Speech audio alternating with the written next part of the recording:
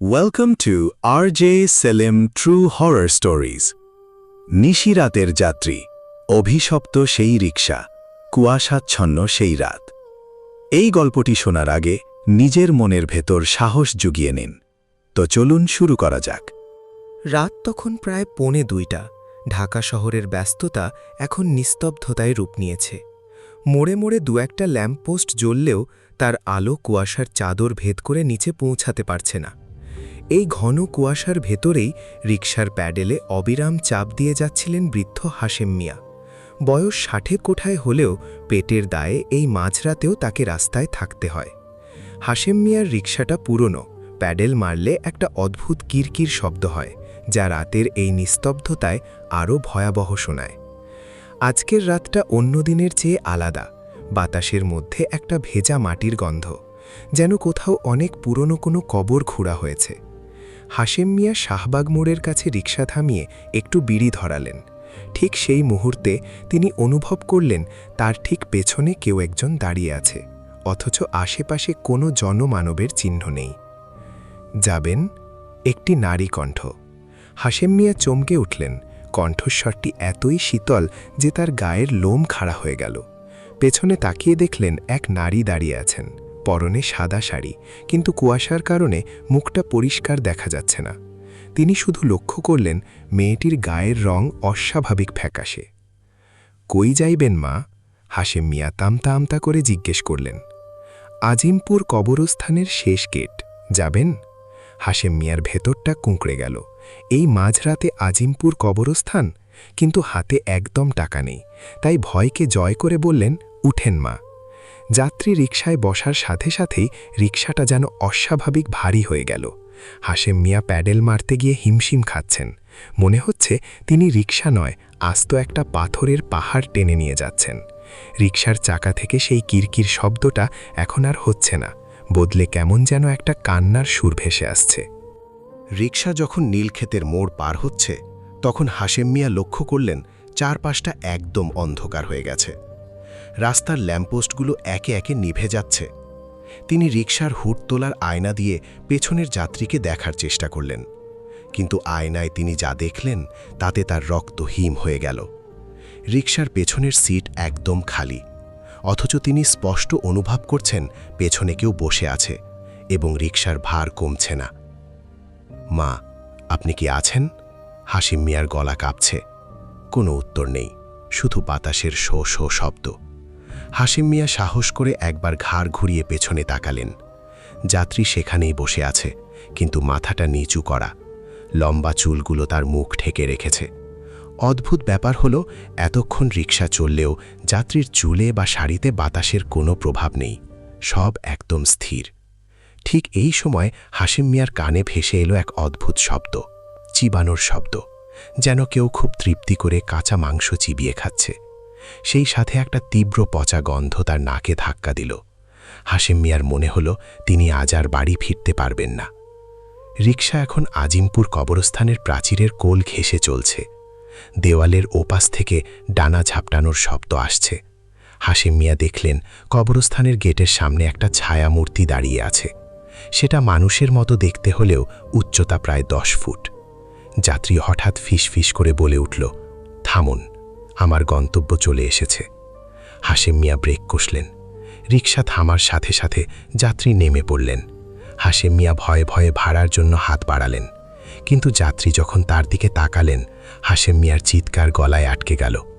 মেয়েটির মুখে কোনো চোখ নেই, নাক নেই, শুধু একটা বিশাল হা করা মুখ, যা থেকে কালো রক্ত গড়িয়ে পড়ছে। সে তার ফ্যাকাশে হাতটা হাশেম মিয়ার দিকে বাড়িয়ে দিল। হাতের তালুতে ভাড়ার গদলে পড়ে আছে কয়েকটা পুরনো আমলের মূর্ছে ধরা কয়েন এবং কিছু কাঁচা হাড়ের টুকরো। রাখো হাশেম, এগুলো তোমার সারা জীবনের কামাই। কথাটা বলেই ছায়ামূর্তিটি কুয়াশার মধ্যে মিলিয়ে গেল।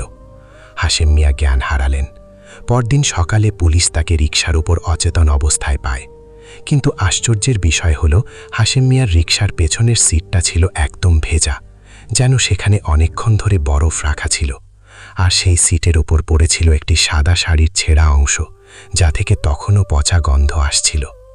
হাশেম মিয়া সুস্থ হওয়ার পর আর কোনো দিন রাতে রিকশা বের করেননি, কিন্তু আজও মাঝরাতে তার ঘরের জানালায় সেই কিরকির শব্দ শোনা যায়, আর কেউ একজন ফিস করে বলে, যাবেন আজিমপুর কবরস্থান? হাশেম মিয়া সেই রাতের ঘটনার পর টানা 3 দিন জ্বরে অঘোর হয়ে পড়েছিলেন। ডাক্তার এসে দেখে গেছেন, ওষুধ দিয়েছেন, কিন্তু তার ঘোরের মধ্যে কেবল একটাই দৃশ্য ভাসছিল, সেই চোখ, নাকহীন মুখ আর পচা মাংসের গন্ধ। তবে সবচেয়ে ভয়ানক ব্যাপারটি ঘটল 4 দিনের মাথায়, যখন হাশেম মিয়া কিছুটা সুস্থ হয়ে বিছানা থেকে ওঠার চেষ্টা করলেন। তার স্ত্রী জমিলা বেগম যখন ঘর পরিষ্কার করছিলেন, তখন হাশেম মিয়ার বালিশের নিচে একটি ছোট পুটলি দেখতে পেলেন। সেটি খুলতেই তিনি আর্তচিৎকার করে উঠলেন। সেই পুটলি থেকে বেরিয়ে এলো সেই রাতে যাত্রীর দেওয়া সেই মরচে ধরা কয়েন আর কাঁচা হাড়ের টুকরোগুলো। কিন্তু অদ্ভুত বিষয় হলো, হাড়গুলো এখন আর সাধারণ হাড়ের মতো নেই, সেগুলো থেকে অদ্ভুত একটা নীলাভ আলো বিচ্ছুরিত হচ্ছে। হাশেম মিয়া কাঁপতে কাঁপতে বললেন, জমিলা, ওগুলো ফেলে দাও, ওগুলো মানুষের হাড়। কিন্তু ফেলে দিলেই কি নিস্তার মেলে? সেই বিকেলেই হাশেম মিয়ার ছোট ছেলে 10 বছরের আকাশ স্কুল থেকে ফেরার পথে নিখোঁজ হয়ে গেল। আকাশ ছিল হাশেম মিয়ার অন্ধের জ্যোষ্ঠী। পাড়ার মানুষ চারদিকে খোঁজাখুঁজি করল, মাইকিং হলো, কিন্তু কোথাও তার চিহ্ন নেই। রাত যখন গভীর হল, হাশেম মিয়ার ভাঙা কুঁড়েঘরের দরজায় হঠাৎ ধাক্কা পড়ল। খট খট খট। সাধারণ কোনো মানুষের কড়া নাড়ার শব্দ এটি নয়, মনে হচ্ছে কেউ শুকনো কাঠ দিয়ে দরজায় আঘাত করছে। হাশেম মিয়া সাহস করে দরজা খুলতেই দেখলেন উঠোনের মাঝখানে সেই রিকশাটি দাঁড়িয়ে আছে যেটিতে করে তিনি সেই রাতে আজিমপুর গিয়েছিলেন। অথচ রিকশাটি তো গ্যারেজে থাকার কথা। রিকশার সিটের ওপর বসে আছে একটি ছোট অবয়ব। অন্ধকার আর কুয়াশায় ভালো করে দেখা যাচ্ছে না। আকাশ, বাপ আমার, তুই আইছস? হাশেম মিয়া ফুপিয়ে কেঁদে উঠলেন, কিন্তু কোনো উত্তর এলো না। হাশেম মিয়া যখন রিকশার কাছে গেলেন, দেখলেন সেখানে আকাশ বসে নেই। সেখানে বসে আছে একটি কঙ্কালসার দেহ, যার পরনে আকাশের প্রিয় নীল রঙের শার্টটি। কঙ্কালটি তার দিকে তাকিয়ে এক বিভৎস হাসি দিল। হাশেম মিয়ার কানে ভেসে এলো সেই নারীর কণ্ঠস্বর, তোমার ছেলে এখন আমার গন্তব্যের যাত্রী। হাড়গুলো কি গুনে দেখেছ হাশেম? হাশেম মিয়ার মনে পড়ে গেল সেই রাতে যাত্রী তাকে বলেছিল, এগুলো তোমার সারা জীবনের কামাই।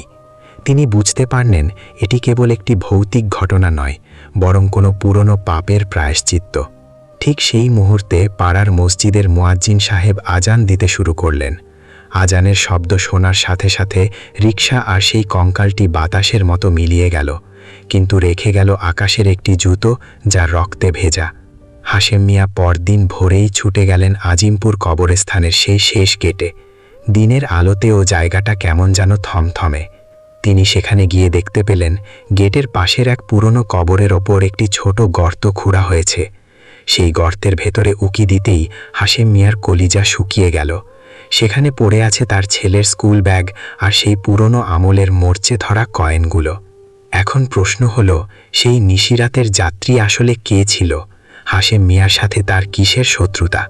আর আকাশ কি আদৌ জীবিত আছে, নাকি সে এখন অন্য কোনো জগতের যাত্রী?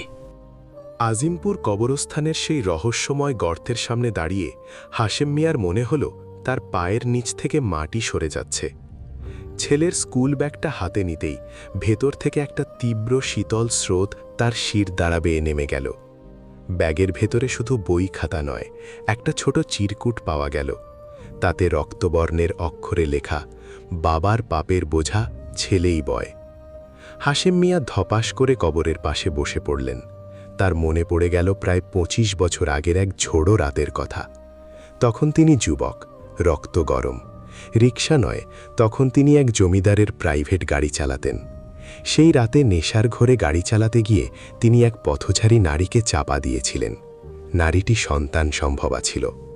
প্রাণের ভয়ে হাশেম মিয়া সেদিন পুলিশকে না জানিয়ে মৃতদেহটি এই আজিমপুর কবরস্থানের এক পরিত্যক্ত কোণায় মাটি চাপা দিয়ে পালিয়েছিলেন। সেই ঘটনার পর তিনি ঢাকা ছেড়ে গ্রামে চলে যান এবং দীর্ঘ 20 বছর পর আবার ফিরে এসে রিকশা চালানো শুরু করেন। তিনি ভেবেছিলেন সময় সব ভুলিয়ে দিয়েছে, কিন্তু নিয়তি যে এত বছর পর এভাবে প্রতিশোধ নেবে তা তিনি কল্পনাও করতে পারেননি। সেদিন রাতে হাশেম মিয়া বাসায় ফিরে দেখলেন ঘর অন্ধকার, জমিলা বেগম এক কোনায় বসে বিড়বিড় করে কার সাথে যেন কথা বলছেন। হাশেম মিয়া কাছে গিয়ে ডাক দিতেই জমিলা তার দিকে তাকালেন। সেই দৃষ্টি মানুষের নয়, জমিলার চোখের মণি দুটো সম্পূর্ণ সাদা হয়ে গেছে। হাশেম, আমার বাচ্চাটা খুব কাঁদছে, তাকে একটু দুধ দাও না। জমিলা এক অদ্ভুত ফ্যাঁসে গলায় বললেন। হাশেম মিয়া বুঝতে পারলেন সেই অতৃপ্ত আত্মা এখন তার ঘরে ঢুকে পড়েছে। তিনি দ্রুত ঘরের কোণ থেকে আয়াতুল কুরসি পড়তে শুরু করলেন। কিন্তু আশ্চর্যের বিষয় হল, প্রার্থনার শব্দে সেই ছায়ামূর্তিটি আরও শক্তিশালী হয়ে উঠল। ঘরের আসবাবপত্র একা একাই নড়াচড়া করতে লাগল। হঠাৎ ঘরের জানালাগুলো সশব্দে ভেঙে পড়ল এবং সেই তীব্র পচা গন্ধটা আবার ফিরে এলো। সেই মুহূর্তে ঘরের মাঝখানে ধোঁয়াটে এক অবয়ব ফুটে উঠল। সেই নিশিরাতের যাত্রী। সে এবার তার মাথার লম্বা চুলগুলো সরালো। হাশেম মিয়া দেখলেন 25 বছর আগে তিনি যাকে চাপা দিয়েছিলেন এ সেই নারী, কিন্তু তার পেটের দিকটা কাটা। সেখান থেকে একটা ছোট হাত বের হয়ে আছে, সেটি যেন আকাশের হাত। আমার সন্তানকে তুমি পৃথিবীর আলো দেখতে দাওনি হাশেম, আত্মাটি আর্তনাদ করে উঠল। এখন তোমার সন্তান আমার সাথে অন্ধকারে থাকবে চিরকাল। হাশেম মিয়া চিৎকার করে বললেন, আমাকে নিয়ে যাও, আকাশকে ছেড়ে দাও, ও তো নির্দোষ। আত্মাটি খিলখিল করে হেসে উঠল। সেই হাসি ঘরের দেয়ালে দেয়ালে প্রতিধ্বনিত হতে লাগল। বিনিময় হবে হাশেম। যদি আকাশকে চাও তবে আজ রাত 2টায় সেই জায়গায় এসো যেখানে তুমি আমাকে কবর দিয়েছিলে। নিজের হাতে মাটি খুঁড়ে আমার হাড়গুলো বের করে সম্মান দিয়ে দাফন করতে হবে। আর যদি ব্যর্থ হও তবে কাল সকালে আকাশের কঙ্কালটা এই রিকশার উপর পাবে। কথা শেষ হতে না হতেই ঘর শান্ত হয়ে গেল। জমিলা বেগম জ্ঞান হারিয়ে মেঝেতে লুটিয়ে পড়লেন। হাশেম মিয়া ঘড়ির দিকে তাকালেন। রাত 1টা বাজে। তার হাতে মাত্র 1 ঘন্টা সময় আছে। তিনি একটি কোদাল আর লণ্ঠন নিয়ে ঘর থেকে বের হলেন। বাইরে বৃষ্টি শুরু হয়েছে। বৃষ্টির বড় বড় ফোঁটা হাশেম মিয়ার গায়ে বিচ্ছে তীরের মতো। তিনি গ্যারেজ থেকে সেই অভিশপ্ত রিকশাটি বের করলেন। আশ্চর্যের বিষয়, রিকশাটি এখন হালকা লাগছে না, বরং মনে হচ্ছে শত শত অদৃশ্য আত্মা রিকশাটিকে ঘিরে ধরে আছে। আজিমপুর কবরস্থানের উদ্দেশ্যে রিকশা চালাতে শুরু করলেন হাশেম মিয়া। রাস্তার প্রতিটি মোড়ে তিনি যেন দেখতে পাচ্ছেন সেই মৃত নারীর অবয়ব তাকে ইশারা করে ডাকছে। কবরস্থানের গেটে পৌঁছতেই তিনি দেখলেন গেটটি একা একাই খুলে গেল। ভেতরে ঘুটঘুটে অন্ধকার। লণ্ঠনের সামান্য আলোতে কেবল সাদা সাদা কবরের ফলকগুলো দেখা যাচ্ছে। হাশেম মিয়া সেই নির্দিষ্ট কোণায় পৌঁছালেন। কোদাল দিয়ে মাটি খোঁড়া শুরু করতেই অদ্ভুত সব আওয়াজ আসতে লাগল। মাটি থেকে কুণ্ডলি পাকিয়ে রক্ত বের হয়ে আসছে, আর চারপাশ থেকে শোনা যাচ্ছে ছোট বাচ্চাদের কান্নার শব্দ। হাশেম মিয়ার হাত কাঁপছে, কিন্তু থামলে চলবে না। হঠাৎ কোদালের আগায় শক্ত কিছু একটা ঠেকল। তিনি হাত দিয়ে মাটি সরাতেই দেখলেন একটি পূর্ণবয়স্ক নারীর কঙ্কাল, এবং তার বুকের পাঁজর ঘেঁষে একটি ছোট শিশুর কঙ্কাল পড়ে আছে। কঙ্কাল দুটির চোখের কোটরে লাল আগুন জ্বলছে। ঠিক তখনই পেছনে কেউ বলে উঠল, দেরি করে ফেললে হাশেম, সময় শেষ। কবরস্থানের সেই পরিত্যক্ত কোণায় রাত তখন 2:10। সময় পেরিয়ে গেছে 10 মিনিট আগে। হাশেম মিয়া যখন সেই মা ও শিশুর কঙ্কাল দুটির মুখোমুখি হলেন, তখন তার চারপাশের বাতাস যেন জমে বরফ হয়ে গেল। পেছনে তাকিয়ে দেখলেন সেই দীর্ঘাকৃতি ছায়ামূর্তিটি দাঁড়িয়ে আছে। তার ফ্যাকাশে হাতে ধরা আকাশের সেই স্কুল ব্যাগ, যা থেকে টপ টপ করে তাজা রক্ত পড়ছে। আমি হাড়গুলো পেয়েছি, আমাকে ক্ষমা করো। হাশেম মিয়া কঙ্কাল দুটিকে জড়িয়ে ধরে চিৎকার করে উঠলেন। সেই অতৃপ্ত আত্মাটি অট্ট হাসি দিয়ে উঠল। ক্ষমা? যে ক্ষমা তুমি 25 বছর আগে চাওনি, তা আজ এই হাড়ের স্তূপের সামনে দাঁড়িয়ে চাইছ। প্রকৃতি তার ঋণ শোধ না করে কাউকে ছাড়ে না হাশেম। হঠাৎ মাটির তলা থেকে অসংখ্য পচা গলা হাত বেরিয়ে এসে হাশেম মিয়ার পা চেপে ধরল। তিনি নড়তে পারছেন না। লণ্ঠনটি মাটিতে পড়ে গিয়ে নিভে গেল।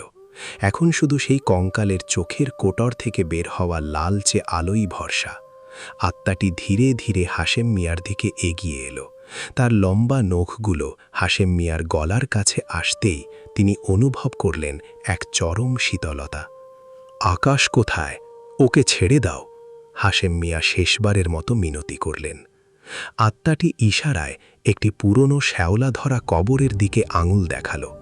হাশেম মিয়া দেখলেন কবরের ওপরে আকাশ শুয়ে আছে, কিন্তু তার শরীরটা ধীরে ধীরে মাটির ভেতর দেবে যাচ্ছে। আকাশ চোখ মেলে তাকানোর চেষ্টা করছে, কিন্তু তার মুখ দিয়ে কোনো শব্দ বের হচ্ছে না, যেন কোনো অদৃশ্য শক্তি তার কণ্ঠ রোধ করে রেখেছে। হাশেম মিয়া বুঝতে পারলেন শুধু হাড় দাফন করলেই হবে না, এই অভিশাপ থেকে মুক্তি পেতে হলে তাকে আরও বড় কিছু দিতে হবে। তিনি পকেট থেকে সেই মরচে ধরা কয়েনগুলো বের করলেন। সেই রাতে যাত্রীর দেওয়া কয়েনগুলো এখন তপ্ত কয়লার মতো জ্বলছে। তিনি বুঝতে পারলেন এই কয়েনগুলো আসলে তার জীবনের অবশিষ্ট সময়ের প্রতীক। আমি আমার জীবন দিতে রাজি, আকাশকে মুক্তি দাও, হাশেম মিয়া চিৎকার করে বললেন। কথাটা বলার সাথে সাথে আকাশকে চেপে ধরা সেই অদৃশ্য হাতগুলো আলগা হয়ে গেল।